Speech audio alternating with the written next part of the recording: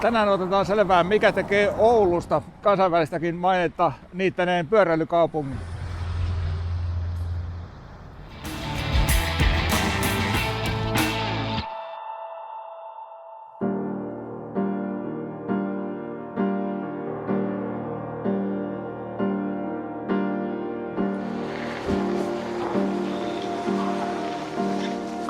Moro. Moi. Niin morsta täältä Oulusta ja morjesta Varlaa Harri. Tervehdys. Sanoisin hänen hätään, mikä sulla on toimenkuva Oulun kaupungilla? Mä oon täällä liikenneinsinöörinä. Vastaan kävelystä ja pyöräilystä. Nykyään ehkä enemmän tässä pyöräilyssä se painotus, että pyöräilen päivittäin myös työaikana. No niin. Lähdetäänkö katsomaan paikallisia väyliä? Lähdetään kattoon. Käydään tuossa kattoon meidän Määntylän baanaa ja Maikkulan baanaa ja katsotaan mitä me sieltä löydetään. No niin. Selitäs meille nyt ensi hätään, että mikä on baana? No, baana on meillä semmonen kävely- ja pyöräilyn laatukäytävä, eli se on semmonen väylä, missä kävely ja pyöräily on eroteltu omille väylän osilleen ja me ollaan levennetty tätä väylää. Tämäkin on vanha jalankulku- ja pyöräilyväylä, jonka leveys oli 3,5 metriä aikaisemmin ja nyt se on 6,6 metriä. No joo, on kyllä huiman levyinen. Eli nämä on jonkinnäköisiä niinku runkoreittejä. Nämä on meidän pääreittejä, nämä on vilkkaimpia pyöräväyliä ja tässäkin taitaa olla sillä, että kävelijät ja pyöräilijät yhteenlaskettuna niin menee yli 1 miljoona liikkujaa vuodessa. Eli se on semmoista 600–800 000 pyöräilijää vuodessa ja siihen sitten semmoinen 400 000 jalankulkijaa päälle, niin kyllä menee yli 1 miljoonan. Kuinka iso kaupunki tämä oikein on? Ouluhan on 200 000 asukasta, mutta Oulun keskusta on hyvin pieni, että meillä on noita maaseutupitäjiä tässä kuntaliitosten myötä tullut, mutta silti täällä päästään semmoisiin lukemiin, mihin ei käytännössä Suomessa päästä niin pyöräväylillä missään muualla kuin Helsingissä muutamassa kohteessa. Niinpä. Kun baanoja ollaan tehty vanhoille olemassa oleville pyöräteille, niin meillä täällä Oulussa tätä pyörätieverkkoa on ruvettu rakentamaan jo tuossa 1970-luvulla ja silloin on ymmärretty tehdä tämä riittävä väljää ympäristöön tämä pyörätieverkko ja siitä on sitten nyt se hyöty, että pystytään helposti leventämään tämmöisiin baanaleveyksiin näitä. Että tosiaan tällainen rinnakkainkin pystyy hyvin ajelemaan. Rinnakkain pystyy ajelemaan ja tässä itse on tehty tämänkin baanan osalta sillä, että kun joka kohdassa ei ole meinannut ihan tila riittää siihen 6,6 metriin, niin me ollaan vieressä menevää ajorataa siirretty sivuttain 2 metriä, että ollaan saatu baanalle tilaa. Että siihen on kumminkin sitä järeempiäkin toimenpiteitä on tehty. Joo, järeempiäkin toimenpiteitä on tehty ja sitä kun suunniteltiin, se oli itse tämmöinen, että piti saada niin kuin mahtumaan tämä baana täältä bussipysäkin takaa menemään. Aivan. Ja siinä oli semmoinen, että mäkin vähän epäröin sitä, että uskallanko mä ehdottaa tämmöistä toimenpidettä, että siirretään ajorataa, niin siinä mun esimies vaan kun se kuuli sen ehdotuksen, niin se vaan lakonisesti totesi, että tehdään mieluummin hyvä. Toihan on oikeasti monesti semmoinen oikein niin kuin vaaranpaikkojen kerääjä. Kyllä, ja me ollaan näihin bussipysäkien kohdalla ollaan nyt erityistä panosta laitettu tässä baanojen rakentamisen yhteydessä. No perinteisesti ne on täällä niin kuin puiston puolella tätä pyörätietä aikaisemmin suunniteltu, mutta nyt me ollaan kaikki järjestyksessä siirretty niin kuin tähän baanan ja ajoradan väliin ja siihen on suunniteltu sillai kaiteet ja ylityspaikat sitten sieltä bussista purkautuvalle porukalle, että se tulee kontrolloidusti siitä sitten yli. Siinä on punaista väriä. Joo, kyllä. Eli meillä on tässä baanat tehdään tietysti punaisella asfaltilla, joka on vähän semmoista tumman punaruskeaa, mutta sitten kaikille näille ajoradan ylityspaikoille, missä autoliikenne on kaikissa tilanteissa väistämisvelvollinen, niin niihin ollaan käytetty tämmöistä kirkkaamman punaista kivisirotepinnoitetta. Jep. Ja sillä halutaan niin kuin herättää se autoilijan huomio. Ja niin kuin tuossa totesin, niin kaikissa tilanteissa, missä me ollaan sitä punaista kivisirotepinnoitetta käytetty, niin siellä on autoliikenne aina väistämisvelvollinen. Se on kyllä kanssa hyvä. Ja tässä nyt kun lähestytään liikennevaloja, niin katsotaanpa miten meille käy. Siinä on liikennevaloissa tunnistimet jalankululle, eli sieltä pitäisi Ja niin, nyt onkin hyvä demo. Pyyntö tulla, eli nyt on punainen päällä, nyt kun me ajetaan tästä tunnistimen yli, niin se tunnistaa meidän pyörät, ja tuolla pitäisi painonappivalon kotelossa pitäisi valo syttyä, jos se toimii. Wow. Tää on kyllä luksusta. Onko tämmöisiä tutkasysteemeitä? Mä en niin heti hoksaa, että yleensä se on vaan toi pelkkä kyykkytysnappi. Joo, kyllä niitä satunnaisesti on käytetty, että täällä me ollaan otettu semmoinen tavallaan niin kuin systemaattinen tapa siihen, että silloin jos rakennetaan baanaa, niin lähtökohtaisesti me laitetaan sivusuuntien liikenne väistämisvelvolliseksi, koskee sekä sivusuuntien pyöräliikennettä että autoliikennettä, ja pyritään sitten nämä liikennevalo-ohjatut ylityskohdat järjestään sillä lailla, että siellä ei tarvitse pysähtyä ja että siellä ei tarvitse varsinkaan painaa sitä painonappia. Wow. Tässä on niin kuin baanasuunnittelussa semmoinen periaate tai tavoite, että me pyritään turhia pysähyksiä ja turhia hiasteluja vähentämään. Eli jos on jyrkkiä mutkia, niin niitä mutkia vähän suoristetaan. Jos on tämmöisiä niin kuin risteysalueita, niin ne pyritään rakentamaan semmoisiksi, että siellä ei tarvitse tarpeettomasti pysähellä. Tossahan saa kyllä hyvin semmoisen positiivisen kierteen aikaiseksi, että kun se on sujuvaa, niin niitä myös käytetään. Kyllä. Jolloin niihin voi panostaakin. Viime vuosien aikana on monessakin kaupungissa ruvettu panostamaan pyöräliikenneinfraan ja on rakennettu myös baanoja. Mutta sitten siellä ei ehkä se tavallaan laaturima ei ole ehkä riittävän korkealla tai siellä sanotaanko näin, että hanskat saattaa tippua sitten, jos tulee joku hankala paikka suunnittelumielessä. Aivan. Että sitten lähdetään kaventamaan tätä baanan poikkileikkausta aika herkästi ja sitten siinä menetetään myös se sujuvuus.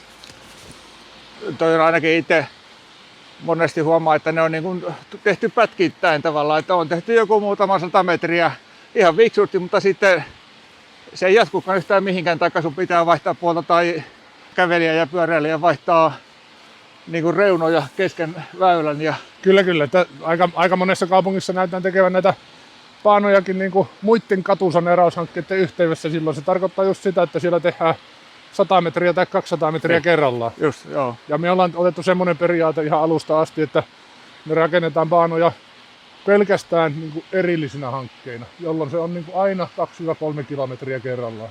Yes.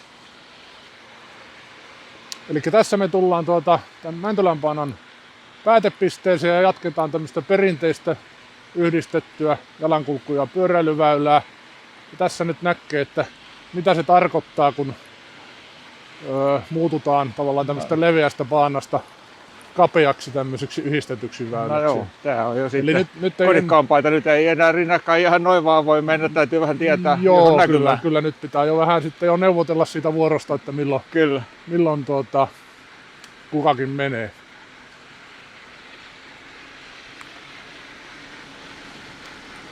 Tuossa on tuommoinen vaaleanpunainen numeromerkki. Joo, kyllä. Onko se siis väylän numero? Joo, meillä on nämä pääpyörätiet tällainen numeroitu ja brändätty, eli meillä tämä on 9 reitti. Täällä on aika tiheää näitä tämmöisiä niin kuin numero-opasteita. Ja nämä samat numerot löytyy sitten meillä tuolta suunnistustauluista. Eli tästä nyt näkee tästä suunnistustaulusta, että ollaan reitillä numero 9 ja 9 reitti jatkuu eteenpäin. Kyllä. Ja sitten jos haluaa Kempelettä tai Oulunsaloa kohti mennä, niin tuo tommonen katkoviin otettu reittinumero tarkoittaa sitä, että tuo johtaa tuolle 10 reitille ja 11 reitille. 10 reitti ja 11 reitti menee tuolla vähän sivussa, mutta tällä ikään kuin niitä pitäisi johdatellaan tavoittaa sinne Joo. sitten. Kyllä. Vastaavia uuden tieliikennelain mukaisia suunnistustauluja, opastusmerkintöjä on kyllä muissakin kaupungeissa tehty, mutta ainakaan meidän tietojen mukaan ei ole näin kattavasti. Eli kun tämä tehtiin, niin tämä tehtiin seudullisena, ei pelkästään Oulun kaupunki, vaan myös lähiseudun kuntien alueelle, mikä tarkoittaa sitä, että tämmöinen vastaava opastus alkaa tuolla jo 35 kilometriä Oulun eteläpuolella ja vastaavasti jatkuu 30 kilometriä Oulun pohjoispuolella. Mahtavaa. Nyt se tästäkin saa nyt hyvän kuvan, kun me ajetaan tätä toiseen suuntaan, eli tullaan normaalilta perinteiseltä yhdistetyltä JKP:ltä baanalle, niin miten se muuttuu se väylän luonne siinä. Tuossa kun on jaettu nämä kulkijoille nämä puolet, niin kuinka hyvin ihmiset pysyy siellä? No kyllä ne sanotaan näin, että ne jotka arkisin liikkuu työmatkaa vaikkapa pyöräilee, niin kyllä ne oppii ne hyvin nopeaa ne väylät. Että tavallaan silloin kun uusi paina rakennetaan johonkin tiettyyn suuntaan, niin siinä hetki aikaa menee ja sitten varsinkin näin talviaikaa näkee näistä renkaan jäljistä, että kyllä tällä suuri osa on pysynyt ihan omalla puolella. Niin, aivan. Eli nyt ei näy ne tiemerkinnät sitten, että... No niitä ei talvella näy niitä tiemerkintöjä, mutta me ollaan pyritty sitäkin taklaamaan sillä lailla, että tässä on niinku, sanotaanko näin, että näitä pyörätiemerkkejä, eli näitä erotellun pyörätiemerkkejä, niin on enemmän kuin normaalisti käytetään. Joo. Ja sitten pimeiseen aikaan, eikö teillä ollut näitä projektoreitakin vielä? Joo, nyt ollaan pari vuotta pilotoitu ja nyt on laajennettu käyttöä semmoisella projektoidulla tai projisoidulla liikennemerkillä. Eli projektorivalaisinta hyödynnetään ja sillä heijastetaan jalankulkija ja pyöräilijä liikennemerkit tähän lumisen väylän pintaan ja kyllä näkyy muuten hyvin. No monessa paikassa näkee sillä, että väylät on kesäkunnossa kyllä hyviä, mutta sitten kun tulee se talvi, niin tulee se tenkkapoo, niin mitenkäs nämä saadaan pysymään tämmöisessä kunnossa nämä paanat? No kyllähän se on vaan niinku ihan sitä aurauskertojen määrästä kiinni, että riittävän tiukat laatukriteerit, niin kyllä ne pysyy silloin kunnossa. Ja meillä on täällä Oulussa se tavallaan priorisoitu sillä lailla, että nämä pyöräväylät, tärkeimmät pyöräväylät aurataan korkeammalla prioriteetilla kuin autoliikenteen käyttämät ajoradat. Joo, eli se on viety sitten tämä koko systeemi niin kuin sinne kunnossapitäjän sopimuksiin asti. Joo, kyllä se tavallaan siellä ihan kilpailutuksissa asti pitää olla ja siellä pitää miettiä aika tarkkaankin ne laatukriteerit, että mä oon sitä ruukannut sanoa, että talvikunnossapidossa pitää sekä vaatia että valvoa. Joo. No, te olette sen kumminkin saanut sellaisen kuvion pelaa, että se menee yhteispelinä. Se menee yhteispelinä ja tässä varsinkin pääreittiurakassa, pääpyöräreittien talvihoitourakassa, niin on löytynyt oikeinkin motivoitunut urakoitsija siihen, joka on ymmärtänyt sen, että tämä pyöräteiden talvikunnossapito on asiakaspalvelua ja että ne asiakkaat on niitä kävelijöitä ja pyöräilijöitä, eikä suinkaan kaupungin tilaajoita. Niin, aivan. Oliko siinä vielä sillä lailla, että he joutuu kautta pääsee itsekin näitä kokemaan ihan pyörän selästä? Kyllä, eli me ollaan siinä urakassa määritetty siihen semmoinen vaatimus, että urakoitsijan edustajat, käytännössä urakoitsijan työjohtaja ja urakoitsijan traktorin kuljettajat joutuu myös itse pyöräilemään auraamillaan väylillä. Se varmaan oikeasti avartaa kyllä. Sen lisäksi, että se parantaa laatua, niin se avartaa niiden urakoitsijoiden koneenkuljettajien ymmärrystä siitä, että miten se minkäkinlainen väylä toimii sitten niin kuin sen käyttäjän näkökulmasta. Joo. Eli minkälainen kalusto näillä on? No me ollaan määritetty tässä pääpyöräreittien urakassa semmoinen kalusto, että se on niin kuin traktorikalustoa. Se pitää meillä on niin kuin ympäristövaatimuksiakin siinä, eli pitää olla Euro 6 normit täyttävä kalusto. Pitää käyttää biodieseliä polttoaineena ja sitten sen lisäksi, että traktorin keulalla pitää olla aura, niin perässä pitää olla myös linko ja sitä linkoa pitää käyttää. Eli aurauskertojen määrä ratkaisee ja tienpintaa koskettavien terien määrä ratkaisee. Eli mitä useampi terä koskettaa maata, niin sitä paremmin sen saa puhistettua. Ja erityisesti sitten sen lingon tehtävä on se, että kun siitä aurauksesta, keula-aurasta saattaa vähän jäädä irtolunta tuohon pintaan, niin se linko hoitaa sen sitten pois. Ja siinä tuleekin sitten avainasemaan se, että nämä on tällainen, että sä pystyt linkoamaan.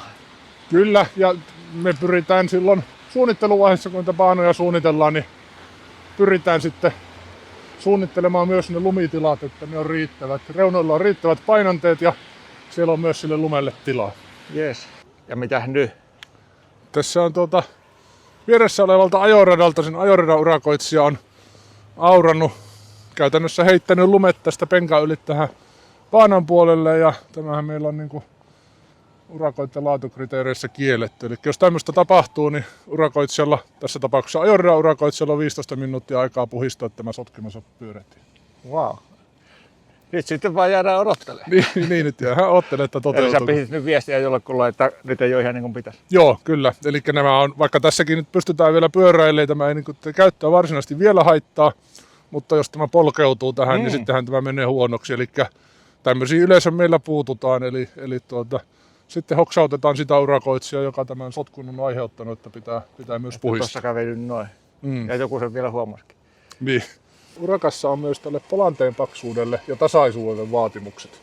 Eli tästäkin näkee, että kun on kohtuu tihiää aurattu tätä, niin tähän ei ole edes päässyt muodostumaan mitään paksua polannetta. Joo.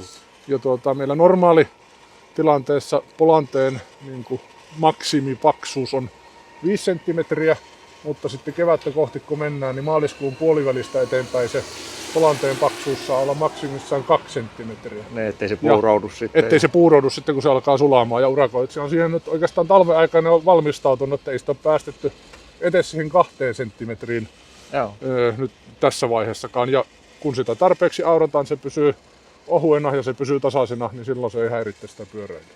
Wow.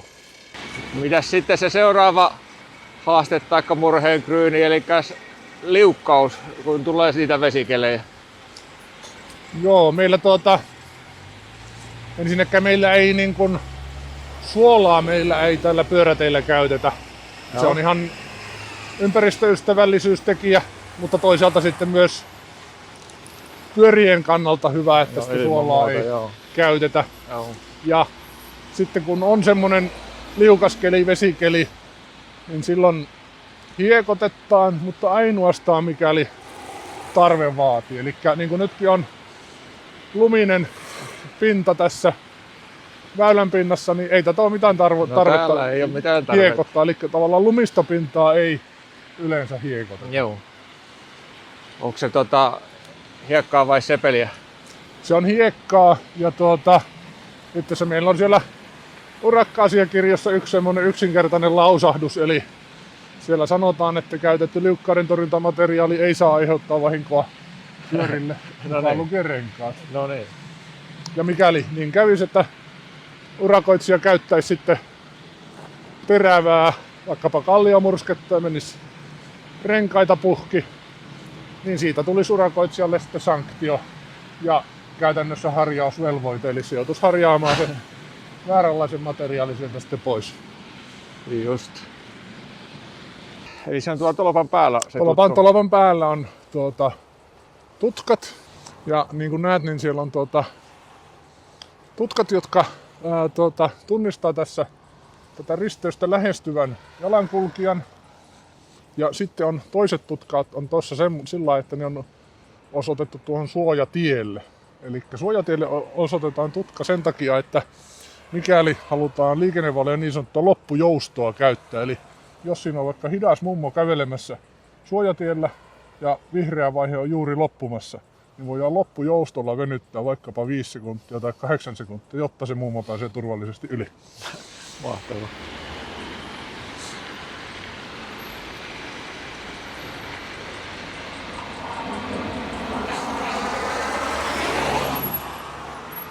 Tässä kun on poikkeuksellisesti tämmöinen isompi risteys, niin näitä ei ole ihan niin paljon pystytty optimoimaan pyöräilijöiden kannalta kuin noita normaalikokoisia risteyksiä. Tästä käännetään sitten oikealle.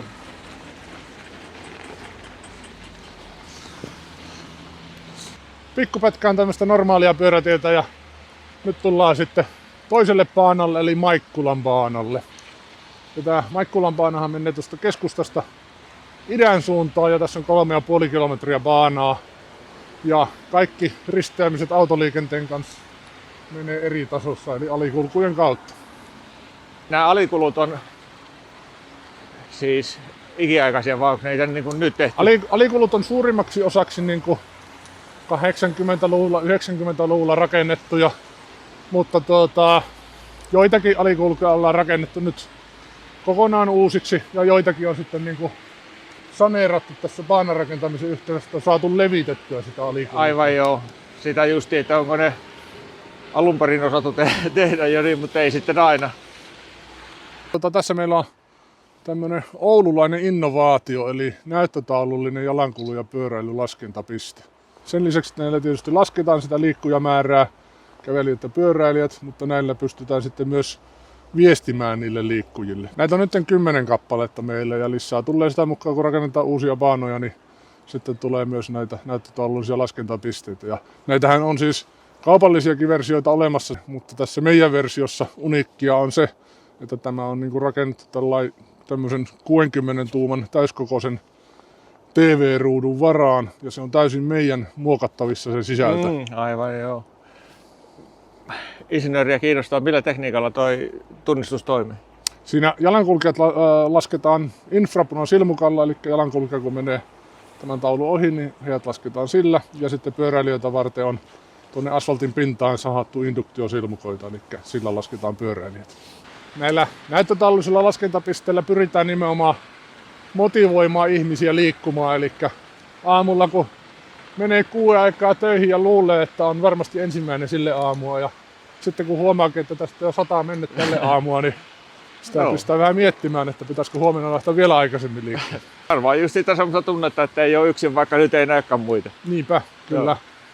Ja niin kuin sitten, että jos on pakkaspäiviä, niin kuin nytkin on pakkaspäivä, niin silti niitä liikkujia piisaa, että ei ne kaikki ei autoon vaiha, vaikka olisi kuinka kova pakkanen. Joo, ja se onkin yksi varmaan just semmoinen vähän niin kuin kulttuurinen juttu, että se asennoituminen, mistä niin kuin Oulua on kansainvälisestikin noteerattu, että talvi ei ole este. Talvi ei ole este, se ehkä menee sillä lailla, että kun ne väylät rakennetaan hyvin ja kunnossa pidetään hyvin, niin silloin ne ihmiset pyöräilee ympäri vuoden. Se on siitä kunnossapiosta käytännössä kiinni. Kyllä.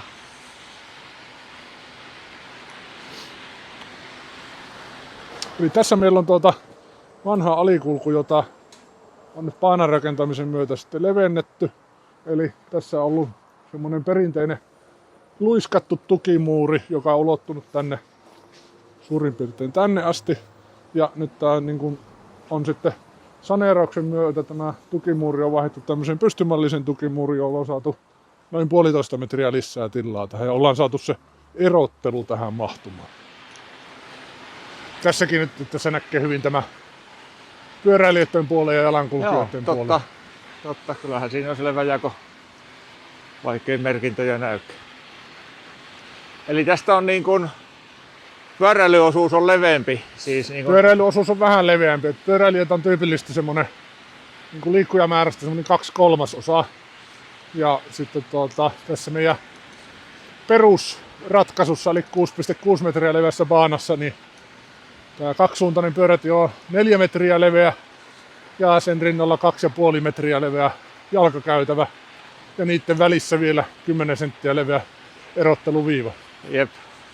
Mutta tämäkin on ihan oikeasti merkittävä mukavuustekijä, että voi ajaa turvallisesti rinnakkainkin. Kyllä, ja varsinkin sitten tietysti kesäaikaan, kun ollaan vielä saatetaan olla vielä isommissakin ryhmissä liikkeellä, tulee enempi pyöräilijöitä vastaan, niin se on suunniteltu sillä, että 2 rinnakkain pystyy ajamaan ja toiset 2 pyöräilijää pystyy tulemaan vastaan, eikä tarvitse mennä pientareille eikä jalkakäytävän puolelle. Joo, wow. No niin, tässä meillä on tämä pyöräilijän suunnistustaulu, eli uuden tieliikennelain mukainen opastetyyppi. Ja näiden suunnistustaulujen ideahan on se, että ne on noin 30-50 metriä ennen risteystä ikään kuin ennakkoinfona kertomassa, että mihin seuraavasta risteyksestä pääsee. Ja sitten tuolla itse risteysalueella on tämmöinen perinteinen viittaopaste, joka vahvistaa sen tiedon. Ihan niin kuin autoliikenteessä on vuosikymmenten ajan totuttu tekemään, eli siellä on samalla tavalla suunnistustaulut ennen risteysaluetta ja sitten itse risteyksessä on varsinaiset viittaopaste, että oikeastaan nyt vasta tuodaan sitten pyöräliikenteeseen näitä autoliikenteestä tuttuja elementtejä. Niinpä. Meillä täällä kaikki viittaopasteet on vähintään 2 pylväillä kiinni, mikä vähentää niiden ilkivaltaista tai sitten vaikkapa talvikunnossapidon aiheuttamaa vääntelyä. Me ollaan nämä tietyt tärkeimmät pyörätiet ollaan numeroitu, brändätty tämmöisillä pinkeillä numeroilla, niin meillä on täällä myös tämmöisiä karttaopasteita, jossa kerrotaan, että mihin mikäkin numeroreitti menee. Tämä menee Muhoksen suuntaan, sinne on 33 kilometriä matkaa. Nyt ollaan tuolla Kontinkankaan kohdalla menossa ja tässä on ikään kuin metrokarttamaisesti niin kuin noita välipisteitä, että montako kilometriä on mihinkin. Maikkula on tästä 3,4 kilometriä, Heikkilänkankaalle siitä vielä 2,6 kilsaa lisää. Ja tosiaan sitten Mohokselle asti pääsee tätä opastettua reittiä pitkin, eli 33 kilometrin päähän. Eli tässä tullaan nyt Maikkulan baanalle uudelle alikululle. Tässä baanan rakentamisen yhteydessä tähän rakennettiin uusi alikulku. Vanha väylä koukkasi tuolta Kaupunginoja alikulun kautta, mutta se oli hyvin niin kuin ahas, sitä ei pystytty mitenkään leventää eikä laajentaa, joten ainut ratkaisu, miten tästä saadaan hyvää, niin on se, että rakennetaan kokonaan uusi alikulku, joka on riittävän leveä ja samalla se suoristaa sitten yhden mutkan tästä pois. No vanha alikulku oli sen lisäksi, se oli kapea, niin siinä oli aika paha näkemään este, eli kun se oli tuommoisessa mutkassa, niin sitä ei oikein mitenkään saatu hyvää, niin todettiin sitten, että sitten me rakennetaan uusi alikulku, että saadaan riittävän leveä ja turvallinen siitä sitten.